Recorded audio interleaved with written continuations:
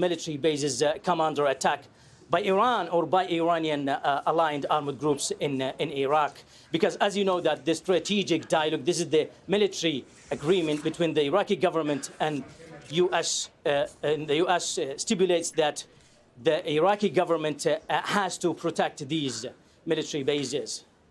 OK, that's Mahmoud Abdul Wahid joining us there from Baghdad on the threat there to Iraq, to US air bases in Iraq. Mahmoud, many thanks indeed for the moment. It's just coming up to 17:30 GMT. Let's just remind you of the breaking news that we are following here on Al Jazeera in Qatar, where we have heard the sounds of loud explosions over Doha, the main urban area in Qatar, just about an hour ago. And this is shortly after Qatar closed its airspace. The latest lines that we are getting from Qatar is that there have been no casualties, and we were just hearing from our correspondent out on the streets in the north of Doha that life there is returning to normal, that people are driving around, that people are walking around. Qatar is, however, condemning these attacks, which were launched from Iran, a barrage of missiles from Iran. Qatar is condemning it, and it says it reserves the right to respond. Let's bring Mohamed Saloom in. He's Assistant Professor in Critical Security Studies at the Doha Institute for Graduate Studies. So you are also here in Qatar with us. First of all, what was your experience of these strikes as they came over about an hour ago now? Well, it looks like that Iran has already sent 6 ballistic missiles targeting Al Udeid military base in Qatar. Well, the first reaction, I was looking through the window, actually, just watching the debacle outside, and it seems that the Patriots did, the air defenses did a great job, and also other Qatari air defenses.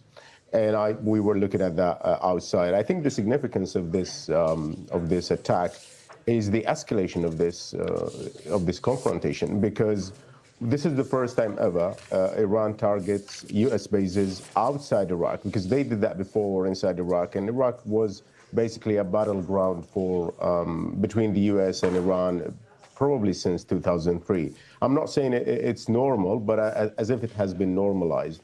But now this is going way beyond Iraq and attacking a third country like Qatar, which houses the base. The base, by the way, does not have only U.S. troops. It has also Qatari troops. But fortunately, and according to the statement coming from the spokesperson, this base has already been evacuated. My immediate assessment is that Iran has already informed the U.S. and probably the Qatari sides about this incoming attack, and probably this looks like the previous attack that was in response to the assassination of Qasem Soleimani. Basically symbolic, and the escalation might go in 2 ways. The first is, and I hope this is the case, that Iran after that might say, well, this is face-saving in front of our people. We did respond, and maybe now it's time for negotiations. Or this would escalate in the other direction, which is a very dangerous one, because the U.S. would definitely respond to attacks that target their personnel if the Iranian side would not opt for negotiations, because the U.S. does not see itself as a peer to Iran, and they would not accept that Iran is trying to establish a deterrence, if you like, red line. Why was Qatar targeted? Well, it's not Qatar. I mean, the Iranians are saying we're not targeting Qatar. Qatar is a friendly country to Iran, and this has been consistent throughout at least the last 10 years.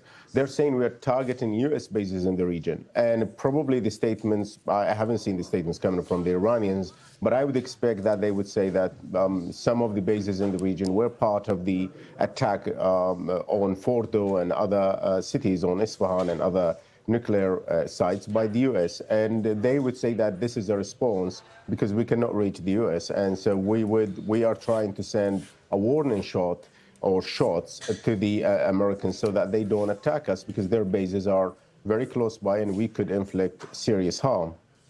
I mean, it may They may say that they were targeting US bases, but this is in Qatar. So they were also targeting, they chose to target the US base in Qatar. So what does that mean for Qatar-Iranian relations going forward? Because they tend to have a good relationship.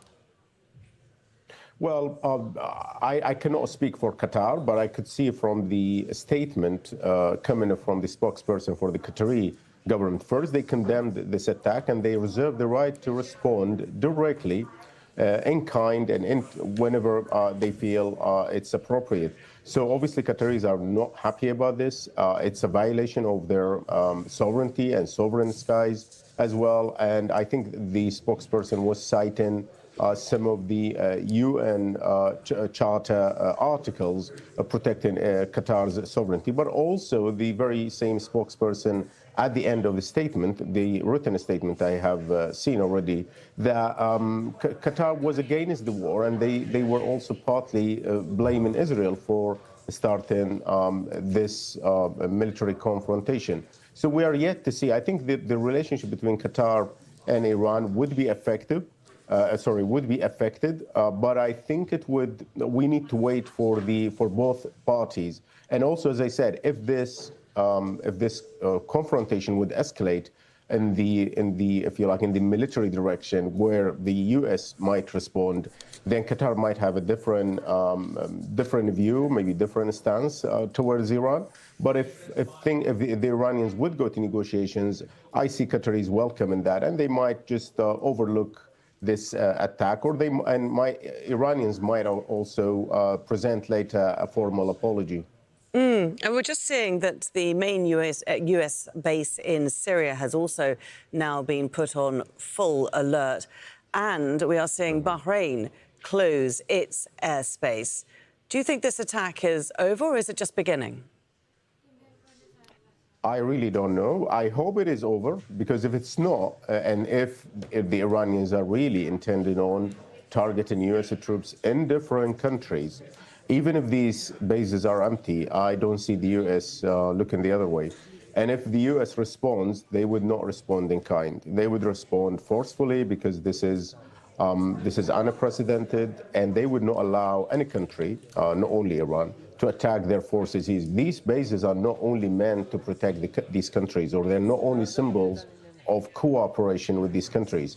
These bases have strategic goals way beyond the region, and they have been here for decades, some of them, and some others for years and years.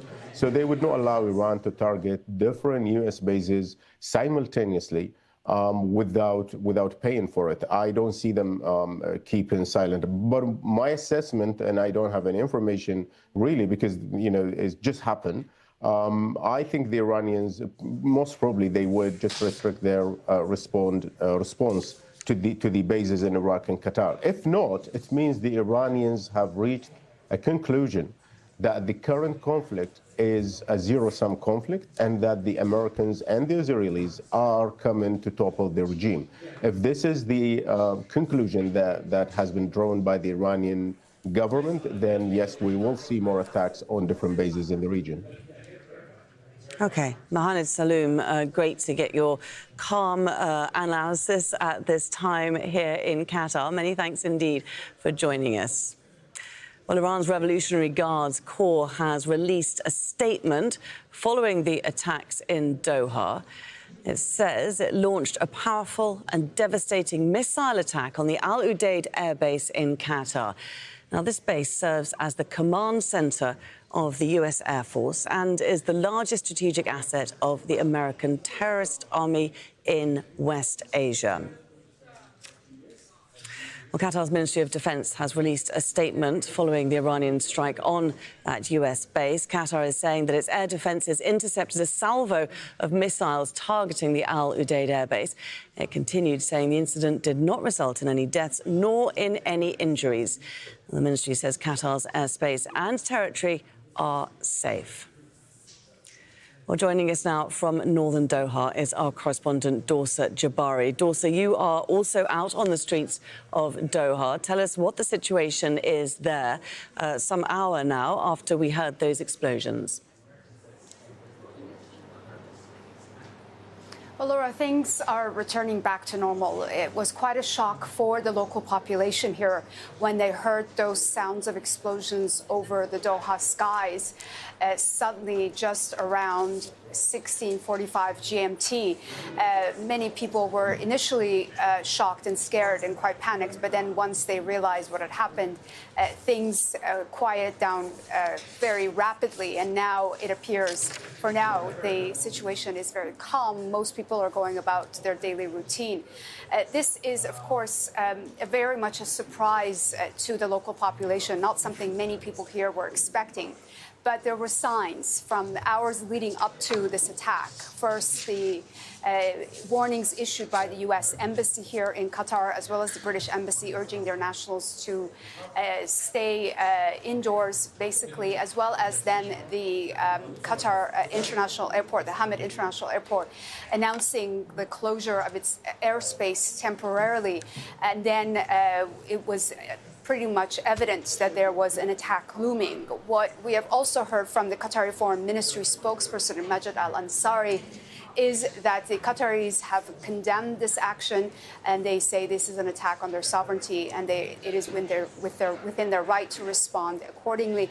And they also called for an urgency to de-escalate the situation. They urged the parties involved, specifically Israel, to refrain from continuing their attacks and escalating the tension that is going to clearly, most likely, drag the regional countries into this conflict if it doesn't get resolved very soon.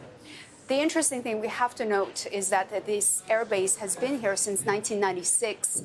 It has a very long history in Qatar. It was at that time when the Qataris spent $1 billion building it, and it is home to around over 10,000 U.S. personnel at the last figure that we have. So it is the biggest, one of the biggest airspace fields and military bases belonging to the U.S., but it is not the only